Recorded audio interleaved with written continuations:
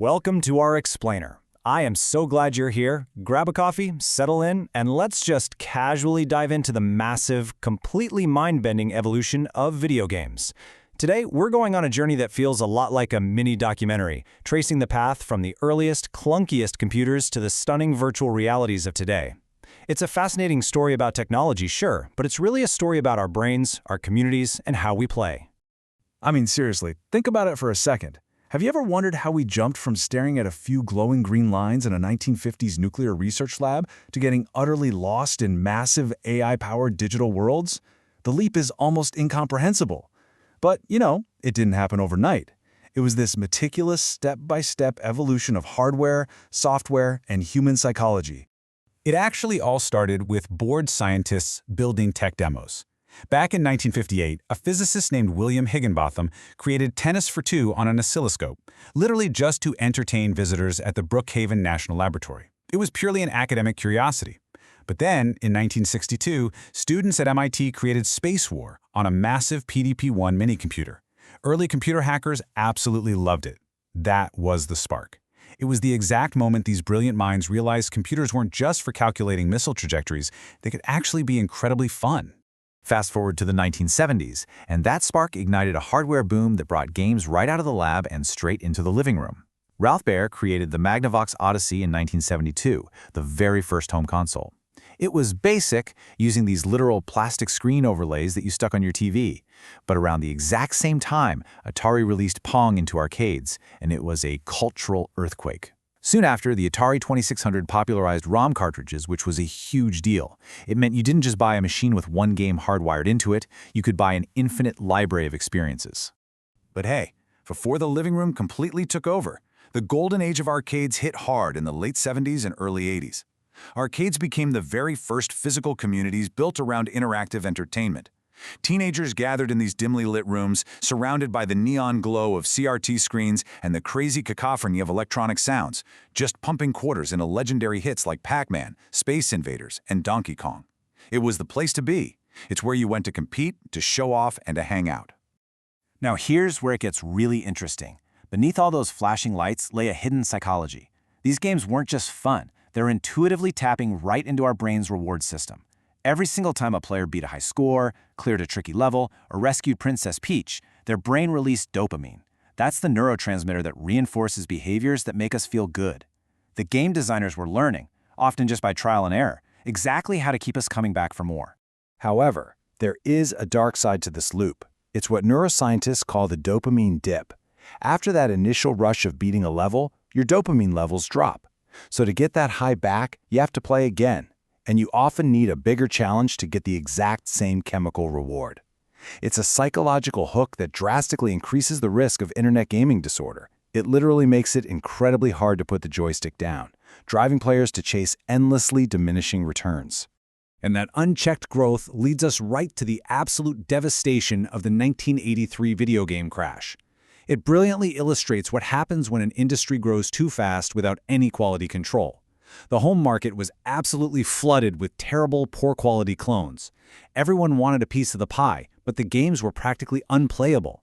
Consumer trust plummeted and home console sales completely tanked in North America. Many journalists at the time declared video games were just a passing fad, completely dead.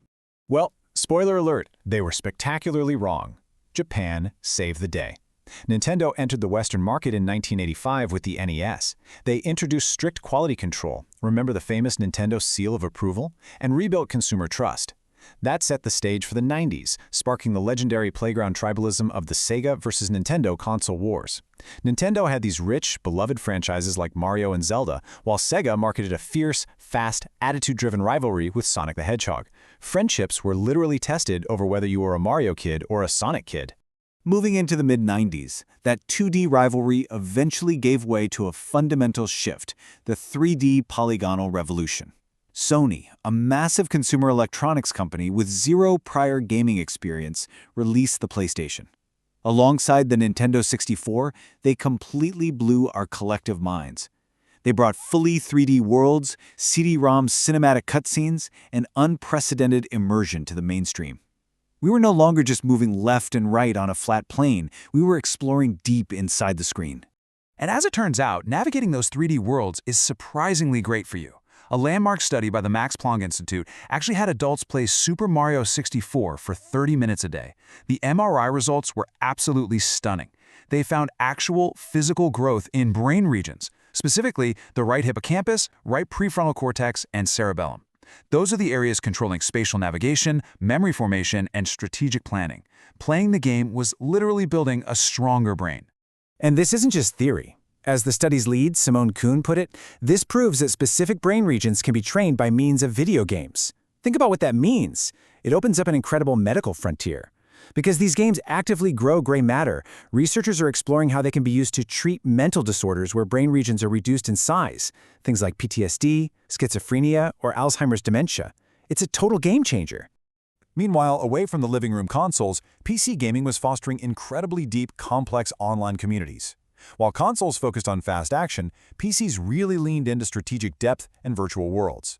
This culminated in the late 90s and 2000s with massively multiplayer online games, or MMOs. Titles like EverQuest, which was famously dubbed Evercrack because of its addictiveness, and Blizzard's World of Warcraft brought millions of players together into these persistent, shared digital universes. Now, these persistent online worlds necessitated a shift in how games made money. As internet connectivity matured, the industry shifted heavily toward games as a service, or GaaS. Instead of buying a game once in a cardboard box, a game became a continuous platform. Developers provided constant updates, and in return, players kept paying for years, first through monthly subscriptions and later through in-game item shops. It radically changed the relationship between the developer and the player. And then, the late 2000s hit. Smartphones arrived. This was the mobile gaming revolution, and it was massive. Casual hits like Angry Birds and Candy Crush made billions of dollars and turned almost everyone with a phone into a gamer. The dominant model became free-to-play. But to actually make money, these games often snuck in super aggressive monetization tactics, microtransactions, energy timers, and loot boxes. It was basically bringing elements of gambling directly into the pockets of billions of people, usually popping up right when you run out of lives on level 65. But carrying these persistent, monetized game loops in our pockets comes with a hidden cost: cognitive overload. Scientists estimate the average person today processes up to 74 gigabytes of information daily. To put that into perspective, that's like watching 16 high-definition movies back-to-back. Constant digital stimulation from notifications, social media, and those quick mobile game sessions is quietly altering how our brains process information, heavily impacting our attention spans and focus. Despite the risks of overload, though, the last decade has given us some unprecedented shared social experiences. We saw the massive cultural phenomenon of battle royale games, with Fortnite basically creating a virtual hangout space for an entire generation on a global scale. Simultaneously, we witnessed a massive, triumphant resurgence of Japanese studios. Nintendo killed it with the Switch, and From Software found monumental success with Elden Ring, forcefully returning to the absolute cutting edge of global game design. So bringing it all together, as we sit here today, video games represent a fascinating dual reality. It is a constant balancing act. On one hand, we have these incredible neurological benefits, enhanced brain plasticity, and beautiful global social connections. But on the exact same token, we must weigh those against the genuine, documented risks of internet gaming disorder and the sometimes predatory corporate monetization traps designed to keep our dopamine endlessly spiking. Looking to the future, we are moving entirely beyond the flat screen. Technologies like virtual reality, augmented reality, and generative AI are building deeply immersive digital realities. We're moving toward games that don't just feel like watching a movie, but feel just like inhabiting the physical world, with AI generating dynamic narratives and characters that respond to you in real time. The barrier between player and game is dissolving, and honestly, it fills you with as much wonder as it does a little bit of caution. To wrap up this explainer, I want to leave you with this thought. We have come so far from a few bouncing green dots on an oscilloscope in a nuclear lab, but as our games become fully immersive, AI-powered universes that are virtually indistinguishable from reality, completely wired into our psychology and our wallets, we have to ask ourselves, are we in control of the controller, or is the game slowly mastering us? Thanks for joining this explainer. Keep exploring.